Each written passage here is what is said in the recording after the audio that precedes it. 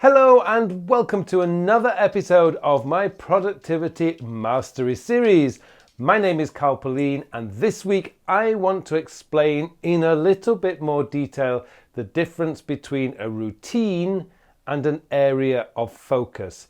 Now, the reason I'm doing this is because recently I launched a brand new course. I launched a totally new time management system called the time sector system.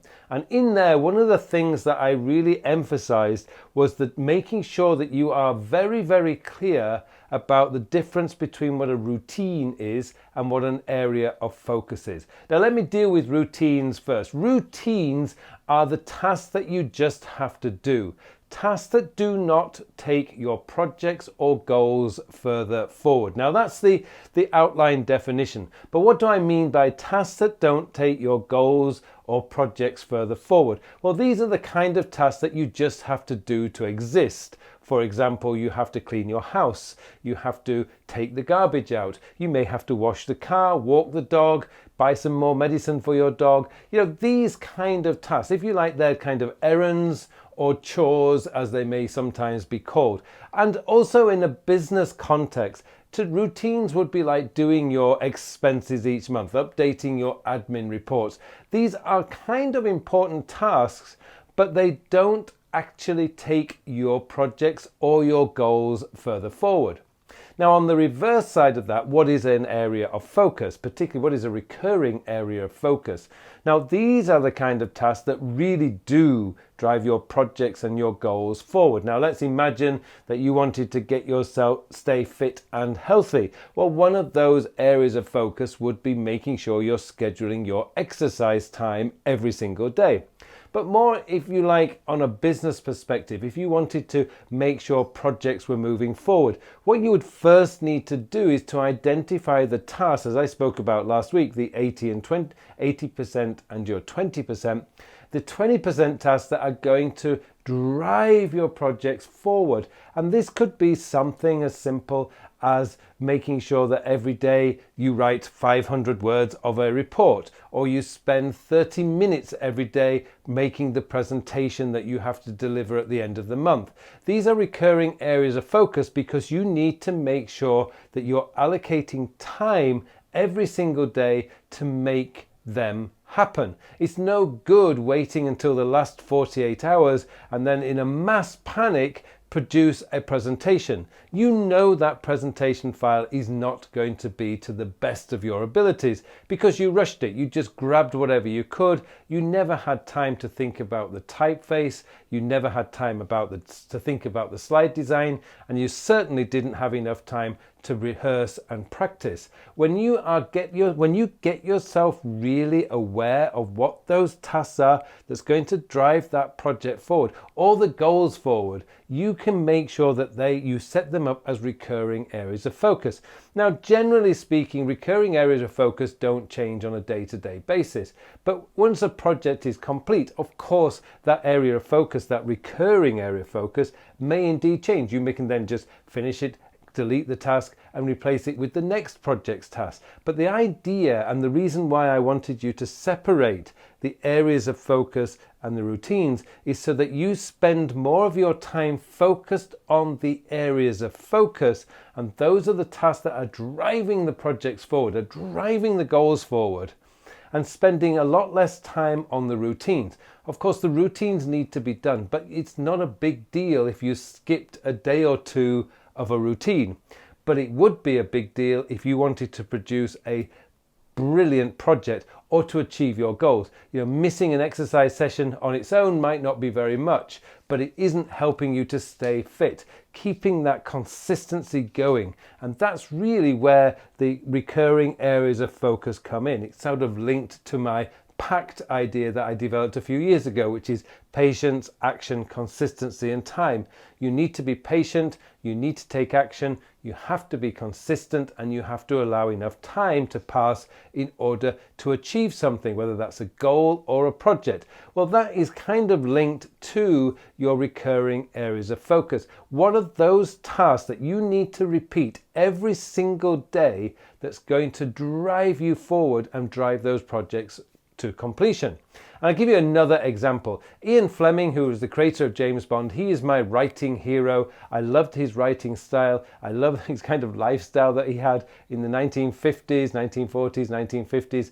It seemed to have been a great time to be a writer.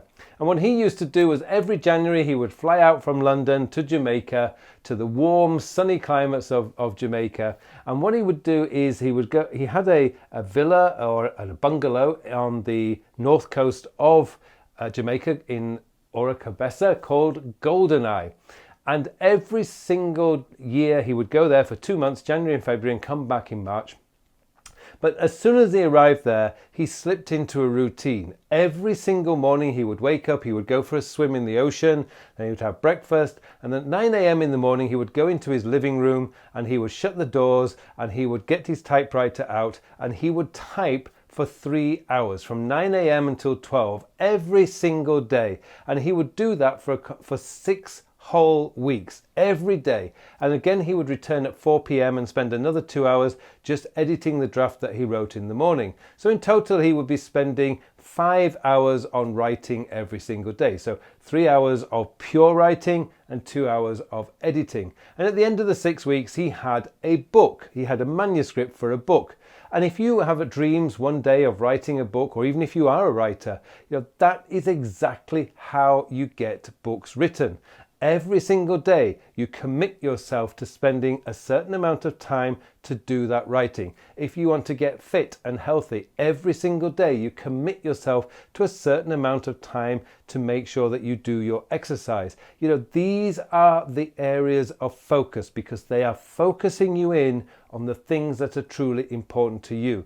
Cleaning your shoes, cleaning your typewriter, doing the dishes, cleaning up your house, they are important, but they're not areas of focus.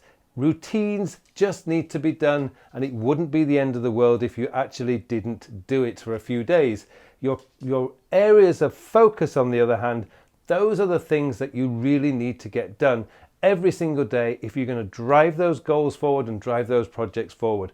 Now, hopefully that's cleared up the questions. I've been asked that so many times this week, and even before the launch of the time sector system, I was regularly asked that question because I've often talked about the difference between a routine and an area of focus. In my Your Digital Life book and online course, again, I stress the need for you to fully understand and to be able to separate out those routines, the things that don't drive you forward but just need to be done, and the areas of focus that are truly important to you, that do contribute to your projects and do contribute to your goals and the things that you want to achieve in life. Hopefully today I've answered that question for you. Now, if I haven't and you're still confused, please don't worry. All you have to do is leave a comment below and I will get back to you. I'll try and clarify. If you have any examples, if you have any questions, feel free to add them in the comments below. I'll be more than happy to answer the questions and see if I can guide you and help you out. But thank you very, very much for watching this episode. And it just remains for me now to wish you all a very, very productive week. Well, thank you very much for watching this video. Now, I'd like to introduce you to a brand new way of managing your tasks. Now, this system is called the time sector system. It's designed to do away with your projects, to do away with your goals, or at least do away with them from your time management system, your to-do list manager, and instead focuses on when you are going to do the task. Now, the reason for this is from a research that I did for the whole of last year, figuring out why most people were really struggling with their tasks, getting their tasks done on a day-to-day basis. What I discovered was they were managing their tasks by project. And the biggest problem with managing tasks by project is, first of all, deciding whether a task is a project or not.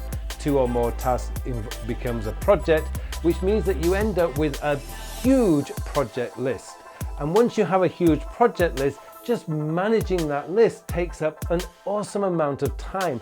Time you could better be spent actually doing the work, not organizing. The time sector method is designed to do away with all that processing so that the only decision you have to make is when are you going to do a task. And let's be honest, it doesn't matter how motivated, inspired, how urgent a task is. If you don't have time to do it, it is never going to get done. So I have launched a brand new course that gives you the step-by-step approach of setting up the time sector method. It's a revolutionary course. It's designed for the 21st century. For all the inputs that we get today, all the emails, the Slack messages, and everything else that comes our way, it's designed to deal with that, to manage that so you stay focused on what you have identified are your most important tasks for the day. I'd love to see you in the course. Full details of the course are in the show notes below. I'd love you to check it out. Join me in the course and let's take your productivity to a greater level than you've ever imagined. Well, thank you very much for watching this video. I just wish you all a very productive week.